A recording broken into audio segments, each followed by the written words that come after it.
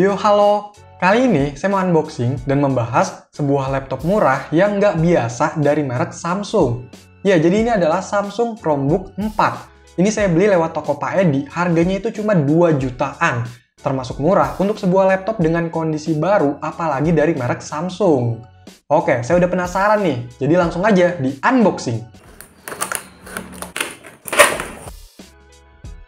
Di dalamnya, pertama ada amplop yang isinya panduan singkat dan info garansinya. By the way, ini garansi resmi Indonesia. Terus ada kotak yang isinya kabel data USB Type-C to Type-C. Dan ada charger atau adaptor, ini modelnya kayak buat handphone gitu ya. Tapi ini lebih gede dan agak berat. Super fast charging, outputnya maksimal 45 watt. Terus ada si unit laptopnya nih. Taruh dulu. Udah nggak ada apa-apa lagi, jadi itulah isi box dari Samsung Chromebook 4.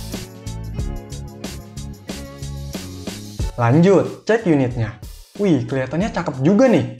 Untuk bentuknya kayak gini. Warnanya platinum titan. Di sini ada logo, tulisan, Chrome, dan Samsung. Di bagian sisi kirinya ada port USB-A 3.0 dan security slot. Belakangnya cuma ada kaki tambahan ya. Sisi kanannya ada lampu indikator, lubang USB Type-C, slot microSD, dan lubang jack audio.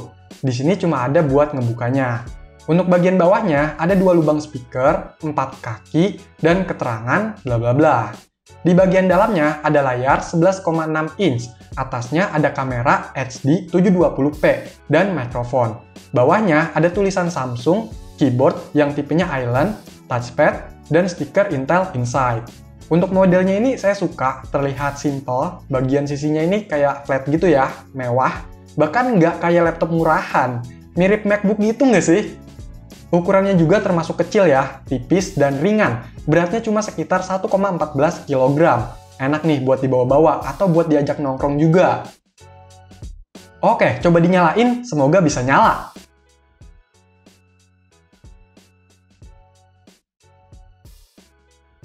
Waduh, kenapa nih nggak nyala?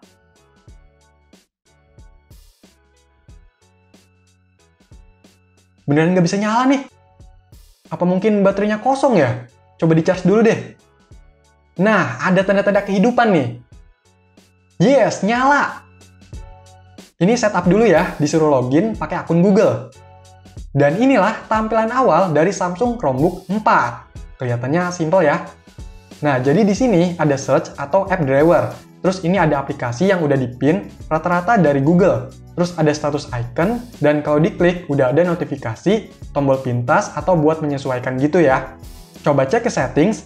Nah, jadi laptop ini pakai Chrome OS versi 88.0.4324.109 dan udah langsung dapat update nih.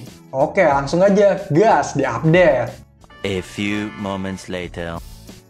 Nah, setelah saya update, ini ternyata tambah keren tampilannya. Ini bagian search atau startnya mirip-mirip kayak Windows ya, dan lebih rapi, jadi enak dilihatnya. Cakep. Menurut saya, tampilannya ini nggak begitu rumit, masih termasuk mudah digunakan, dan saya rasa nggak akan begitu lama untuk beradaptasi dengan tampilannya ini. Ya, Chromebook memang sebuah laptop khusus yang menggunakan Chrome OS. Biasanya dibanderol dengan harga yang murah, dan speknya yang terbatas. Untuk speknya, laptop ini pakai prosesor Intel Celeron N4020 dual core 1,1 up to 2,7 GHz. RAM-nya 4 GB, nggak bisa ditambah. Internalnya pakai eMMC 32 GB aja, tapi bisa ditambah pakai microSD eksternal sampai 1 TB. Layarnya berukuran 11,6 inch 1366x768, udah anti-reflektif. GPU-nya pakai Intel UHD Graphics 600 dan baterainya 39 Wh. Ya, walaupun dengan spek terbatas kayak gitu, ternyata untuk performanya ini masih lancar-lancar aja loh. Buat browsing dan multitasking jalanin beberapa aplikasi. Baterainya juga ini hemat banget, bisa sampai sekitar 12 jam. Keren sih ini optimalisasinya. Laptop ini memang bukan menggunakan OS yang biasa ada di pasaran, seperti Windows atau macOS, melainkan Chrome OS yang dikembangkan oleh Google. Nah, Chrome OS ini merupakan OS yang berbasis Linux dan menggunakan Google Chrome sebagai dasar prinsip interface-nya. Jadi OS ini nggak lepas dari Google Chrome dalam menjalankan aplikasinya, yang berarti mengandalkan koneksi internet. Tapi untuk sekarang, setelah beberapa update, tambahan, dan segala macam, termasuk adanya dukungan aplikasi Android serta Play Store, Chrome OS ini jadi lebih menarik. Dan tentunya lebih banyak aplikasi yang bisa dijalankan tanpa melalui Google Chrome ataupun secara offline. Jadi nggak terlalu diharuskan online dalam menggunakan Chromebook. Ya bisa sama aja kayak OS lainnya. Ini kita bisa tinggal download aja ya aplikasinya di Play Store yang udah tersedia ini. Kayak install aplikasi di handphone Android biasa. Tapi nggak semua aplikasi yang ada di device Android ada di Chrome OS ini. Jadi ada yang disesuaikan oleh masing-masing developer. Misalnya Microsoft Office ini kita cuma bisa pakai yang versi 365 lewat Google Chrome. Atau memang ada aplikasi yang nggak ada sama sekali di Play Store Chrome OS ini. Ya walaupun begitu, menurut saya ini aplikasinya udah cukup lengkap kok. Macam produktivitas ketik-ketik, buat desain, browsing, sosial media, entertainment, sampai gamenya juga ada. Menurut saya, aplikasinya itu udah cukup buat produktivitas yang nggak begitu berat atau basic. Pokoknya yang perlu diingat itu aplikasinya Android ya, bukan Windows. Jadi ya ada batasannya juga. Apalagi spek di laptop ini yang pas-pasan banget. By the way, untuk OS Android yang tertanam ini versi 11 ya.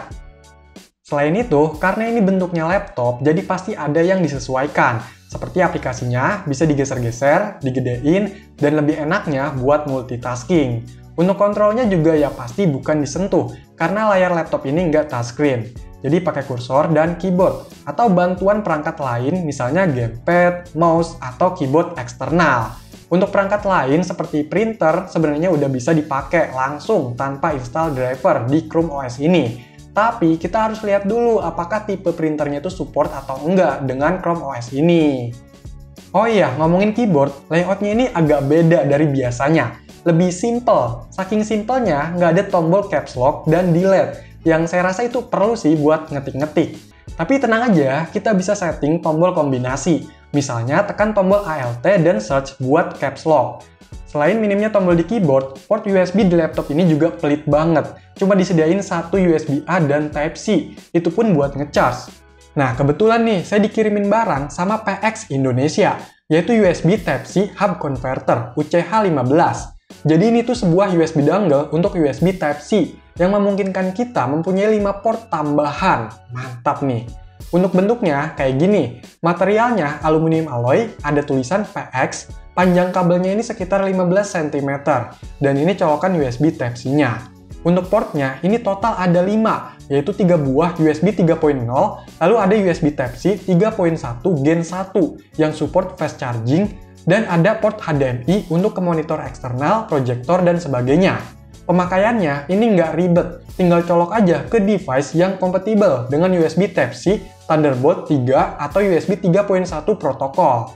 Ini saya coba pakai ketiga port USB-A-nya, buat mouse, keyboard, dan flash disk. Nggak ada masalah, semuanya bisa. Saya juga coba buat tampilin ke layar monitor dari HDMI-nya ini. Ternyata bisa. Bahkan saya coba sambil ngecas juga bisa. Wah, jadi makin enak nih kalau kayak gini. Oh iya, untuk harganya, PX UCH15 ini yaitu Rp299.000 dan link pembeliannya bisa cek di deskripsi. Pokoknya ini cocok banget sih buat laptop yang minim port, seperti Samsung Chromebook 4 ini. Kalau tadi itu pembahasan secara basic tentang penggunaan laptop atau Chrome OS ini, sekarang ke penggunaan lebih lanjut. Selain bisa menjalankan aplikasi Chrome OS ataupun Android, kita juga bisa menjalankan aplikasi Linux. Fitur ini disebut cross-PIMI. Untuk caranya, kita harus mengaktifkan Linux Development Environment dari setting menu developer. Dan ini kita kayak harus install serta menyediakan penyimpanan untuk Linux-nya. Bisa disesuaikan juga kapasitasnya. Setelah itu, baru deh kita bisa mengakses terminal Linux dan menginstal aplikasi berbasis Linux. By the way, ini Linux-nya pakai Debian Bullseye. Nah, untuk install aplikasi Linux, kita bisa langsung pakai file instalasi berformat deb, seperti ini. Lebih mudah ya. Atau bisa juga installnya lewat terminal, kayak gini. Bebas ya, yang penting aplikasinya bisa dijalankan. Tapi dari beberapa info yang saya dapat, ada juga aplikasi yang nggak support. Itu memang karena keterbatasan dari spek di laptop ini. Yang perlu diingat, di sini kapasitas penyimpanannya. Ketika kita mengaktifkan Linux Development Environment, itu membutuhkan memori juga. Jadi dibagi antara yang Chrome OS dan Linux-nya. Saya rasa batasan spek ini sih yang bikin kesel. Kecil banget sih internalnya. Sayangnya, untuk file berformat APK atau aplikasi Android, itu kita nggak bisa install langsung. Jadi secara bawaannya harus dari Play Store. Tapi masih ada cara lain, yaitu mengaktifkan Developer Mode. Dan itu cukup beresiko, karena jika kita mengaktifkannya, beberapa keamanan di OS ini akan hilang. Bahkan bisa menghanguskan garansi jika terjadi sesuatu dalam Developer Mode. Selain itu, data-data juga akan hilang, kayak di reset gitu. Tapi ya kalau emang nggak masalah, ya udah, resiko ditanggung sendiri. Untuk aktifinnya, kita harus masuk ke recovery. Dengan cara dalam keadaan laptop mati, tekan tombol ISC, refresh, dan power secara bersamaan, hingga muncul tampilan seperti ini. Sebelumnya, kalau ada microSD atau flash disk dicabut dulu ya. Setelah itu, tekan tombol CTRL dan huruf D secara bersamaan, lalu tekan Enter. Setelah itu, tekan lagi CTRL dan huruf D, lalu tunggu hingga prosesnya selesai dan setup kayak pas awal baru. Kalau udah masuk ke tampilan awalnya, ya berarti udah mengaktifkan Developer Mode. Dengan Developer Mode ini, kita bisa mengakses sistem lebih dalam lagi, atau layer atas. Jadi kita juga bisa akses shell di CROS, atau semacam terminal di Chrome OS ini. Dan tentunya, install file APK juga bisa dilakukan. Selebihnya ya masih sama kayak biasa, cuma ada tambahan resiko tadi, dan bisa explore sistemnya lebih jauh. Kalau dilihat-lihat ini kayak ngebuka akses root gitu kalau di handphone. Oh iya, selain menginstal aplikasi Linux, dalam Developer Mode, kita juga bisa loh menginstal OS Linux yang lainnya, yang masih turunan Debian, contohnya Ubuntu. Dan ini secara berdampingan ya sama Chrome OS-nya, bukan dual boot. Kita bisa pindah-pindah secara langsung. Nama fiturnya ini Croton. Untuk melakukannya, kita download dan install lewat script yang dijalankan melalui CROS. Tinggal ikutin aja script yang ada di halaman GitHub dari Croton ini.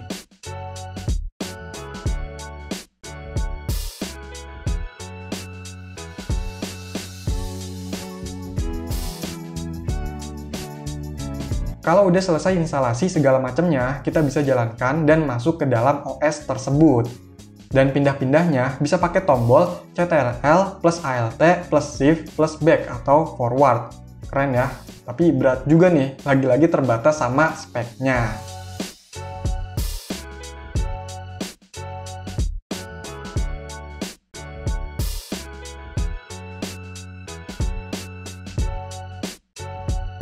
Menurut saya, Chrome OS ini tuh unik. Dia berkembang dengan mengambil beberapa sumber daya dari OS lain yang udah populer, macam Android dan Linux Debian.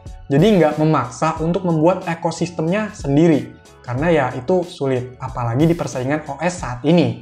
Ya, laptop dan OS ini terlihat sederhana. Memang penggunaannya juga buat produktivitas basic. Nggak heran kalau spek yang dikasih juga rendah. Tapi untuk optimalisasinya, menurut saya bagus. Jadi, kalau memang kebutuhan produktivitasnya lebih tinggi, butuh pakai aplikasi yang hanya ada di Windows, atau mau cari aman, ya pilih laptop Windows aja, nggak usah yang aneh-aneh. Tapi, kalau mau yang nggak biasa atau suka yang simple, untuk kebutuhan basic, cari yang murah, terlebih lagi buat yang suka utak-atik dan hal baru, Chromebook ini bisa dicoba. Oke, jadi itulah laptop Samsung Chromebook 4. Kalau ada info tambahan, boleh komentar ya. Sekian video ini, silahkan di like, share, dan subscribe channel ini. Terima kasih.